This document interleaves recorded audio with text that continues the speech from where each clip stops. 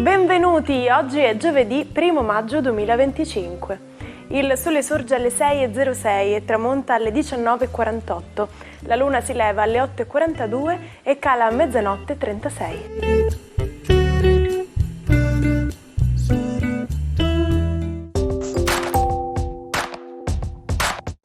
Oggi la Chiesa celebra San Giuseppe Lavoratore, che, falegname di Nazareth, provvide con il suo lavoro alle necessità di Maria e Gesù. Il 1 maggio è la festa dei lavoratori. Questa data è un'occasione per riflettere sugli importanti traguardi raggiunti grazie alle lunghe battaglie sindacali. La storia inizia nella Chicago del 1886, teatro della tragica rivolta di Haymarket. All'inizio di maggio la città fu scossa da una serie di proteste e scioperi. I lavoratori chiedevano una riduzione dell'orario di lavoro a 8 ore al giorno. Ciò che era iniziato come una manifestazione pacifica degenerò in violenti scontri che causarono la morte di diversi lavoratori e poliziotti. Leonardo Bonucci compie oggi 38 anni.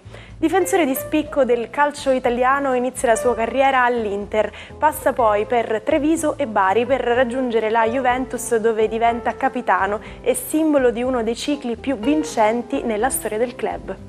Parte della storica difesa BBC con Barzagli, Chiellini e Buffon ha contribuito al leggendario campionato da 102 punti.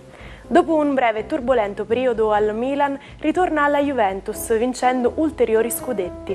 Bonucci conclude la sua esperienza azzurra con 121 presenze che lo issano al 4° posto assoluto. Robby Facchinetti celebra oggi i suoi 81 anni.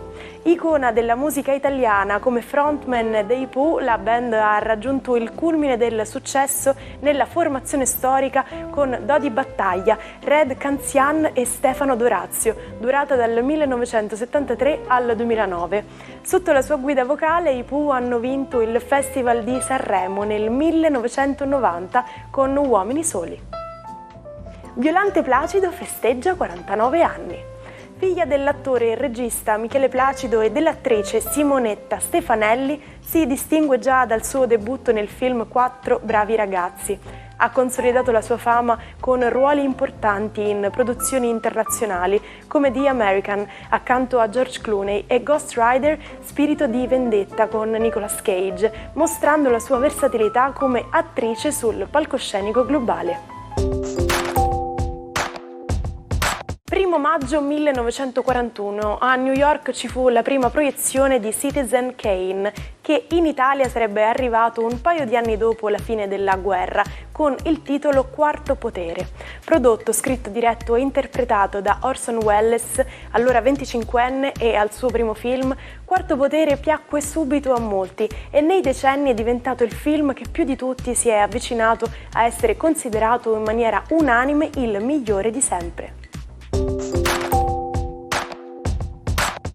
Oggi parliamo di energia, in particolare di energia solare. Ma vi siete mai chiesti quanto potrebbero essere efficienti i pannelli fotovoltaici se fossero posti direttamente nello spazio? Sicuramente non risentirebbero delle condizioni meteorologiche dovute all'atmosfera terrestre. Un'azienda islandese ha infatti intrapreso un progetto pionieristico in collaborazione con la Space Solar britannica ed entro il 2030 l'Islanda potrebbe essere il primo paese al mondo a ricevere energia fotovoltaica direttamente dallo spazio.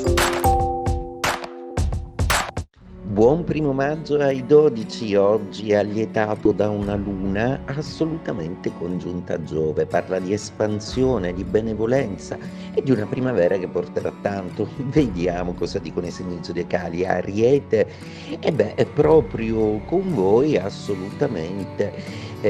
Questa configurazione è molto congeniale e prodiga proprio perché auspica un'espansione, ha una gradevole comunicazione e soprattutto a parlare di noi, di sentimenti. Toro, la giornata di oggi è una giornata molto gradevole, buone notizie dal campo finanziario, da un punto di vista legale, patrimoniale ed economico. Godetevi una giornata di libertà perché le prospettive per voi, cari Toro, sono ottime. Gemelli, la Luna si congiunge a Giove ed è assolutamente molto ambiziosa e piena di speranze. Quadrano però entrambi col vecchio Saturno, il che significa che dovrete puntare moltissimo sia sul lavoro ma anche in amore. C'è da essere cauti, il resto è successo assicurato. Cancro, la vostra luna oggi congiunta a Giove in serata sarà tra i vostri gradi, quanto mai trionfante e portatrice di buone notizie, anche se nel lavoro probabilmente dovrete fare delle rinunce, proprio a causa del lavoro dovrete decidere un po' tra il solito divario tra amore e famiglia, lavoro e carriera. Leone, la giornata di oggi è una giornata che prevede un buon appoggio Luna-Giove per voi, soprattutto perché pare si sia aperta la strada e le prospettive per cui voi vi possiate espandere carrieristicamente. Vergine, Luna e Giove quadrati entrambi, oggi è una giornata un po' di riflessione e di scambio proprio sui rapporti che avete con le persone referenti lavorativi. Molto probabilmente dovete rivedere il piano economico. Bilancia, quanto mai congeniale questo aspetto, godetevi la giornata perché la serata vi farà sentire un po' stanchi. Probabilmente questo Giove e questa Luna vi suggeriranno nuove tattiche di espansione. Non siate troppo versati sulle aspettative, guardate meglio alla realtà che sembra soddisfacente. Scorpione, una giornata oggi molto ambiziosa, probabilmente sarà un po' noioso solito nel suo svolgimento, ma in serata promette di rivelare una sorpresa sentimentale veramente bella e a voi congeniale. Sagittario, Luna e Giove in opposizione vi fanno avere un po' un calo emotivo di stanchezza, molto probabilmente preferirete passare questo primo maggio a riposare o in famiglia. In serata comunque questa noia imperante durante la giornata sparirà. Capricorno, Giove e Luna oggi non vi snobbano un po', la Luna in serata però sarà in opposizione, quindi occhio a non pretendere troppo dai sentimenti o dalle persone con cui siete. Acquario, una giornata oggi veramente molto positiva proprio perché Giove e Luna insieme vi promettono tante bellissime, meravigliose espansioni, il che significa che non avrete da fare altro che godere dei privilegi dell'amore che avete intorno a voi. Pesci, una giornata oggi che prevede proprio la Luna e Giove quadrare con Saturno e anche Venere e Nettuno un po' in bilico tra i gradi di Ariete ed i vostri. Oggi probabilmente vi sentirete stanchi e dovrete dare in nome dell'amore a tutta una serie di cari e familiari. La fine giornata è decisamente più congeniale, magari riposando. Il 1° maggio del 1994 il mondo della Formula 1 vive uno dei momenti più tragici della sua storia sul circuito di San Marino. Ayrton Senna al 7° giro perde il controllo della sua Williams numero 2 all'inizio della curva del Tamburello.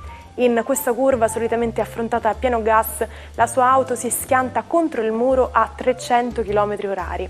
Trasportato d'urgenza all'ospedale Maggiore di Bologna, Senna venne dichiarato morto poche ore dopo, a soli 34 anni.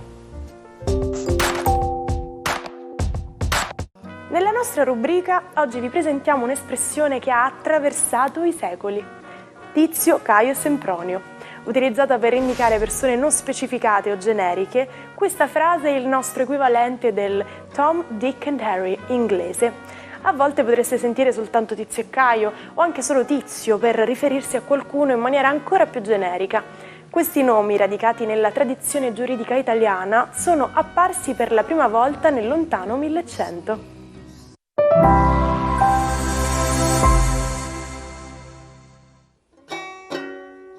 Non perdete l'opportunità di restare sempre aggiornati con i nostri video.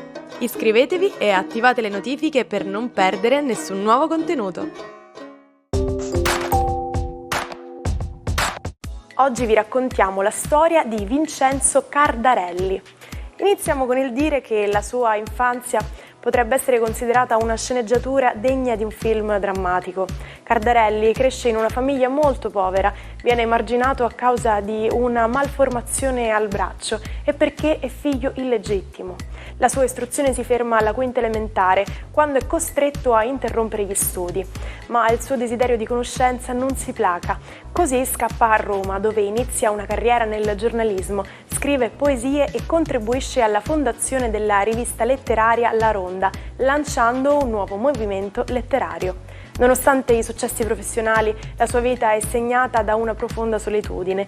Inizialmente considera la sua indipendenza come un punto di forza, ma col passare del tempo riconosce in essa una profonda fonte di dolore.